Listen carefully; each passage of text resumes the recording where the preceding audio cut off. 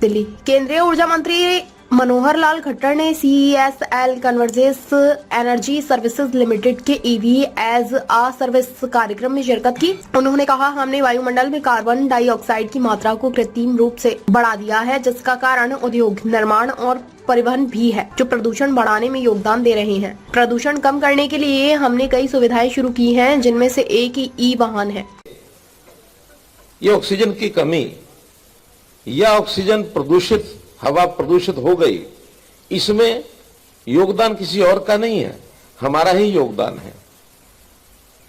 अब उसमें ये बात तो ठीक है कि मनुष्य सांस लेगा, ऑक्सीजन लेगा, बदले में कार्बन डाइऑक्साइड छोड़ेगा। इस प्रोसेस को तो बंद नहीं किया जा सकता। भले ही हम net zero emission of carbon कर रहे हैं, लेकिन उसमें ये प्रक्रिया तो बंद होने वाली नहीं है। अल्टीमेटली हमको उसी ओर आगे बढ़ना पड़ेगा जो आर्टिफिशियल तौर पर हमने ही कार्बन डाइऑक्साइड को बढ़ाया है। और उसके बढ़ाने के जितने भी प्रकार हैं, चाहे वो इंडस्ट्री है, चाहे वो कंस्ट्रक्शन है,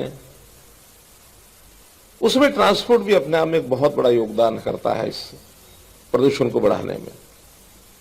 अब जब कभी प्रारंभ हुआ था तो शायद इतना इसका भयंकर परिणाम निकलेंगे ये उस समय पता नहीं होता था, लेकिन धीरे धीरे जैसे आगे बढ़े और हमारे ट्रांसपोर्ट सिस्टम की बाध्यता भी बन गई। कोई शौक से ट्रांसपोर्ट सिस्टम में नहीं आता है।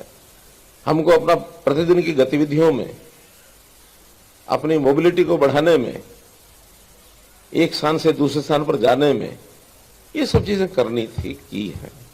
प्रगति हुई, बहुत अच्छी हुई, लेकिन उस प्रगति के साथ साथ जब सामने परिणाम भयंकर आते हैं तो समय के अनुसार हमको बदलना पड़ता है।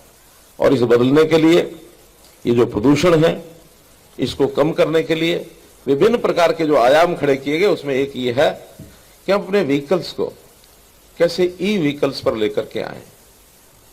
ई व्हीकल्स का बहुत बड़ा एक कार्यक्रम न केवल अपने देश में, दुनिया में शुरू हुआ है। इसमें PM ई ड्राइव, PM ई बस सेवा और जो इस EV सर्विस को बढ़ाने के लिए आज का ये जो कार्यक्रम किया जा रहा है ब्रीद नाम से, एक बहुत सराहनीय है।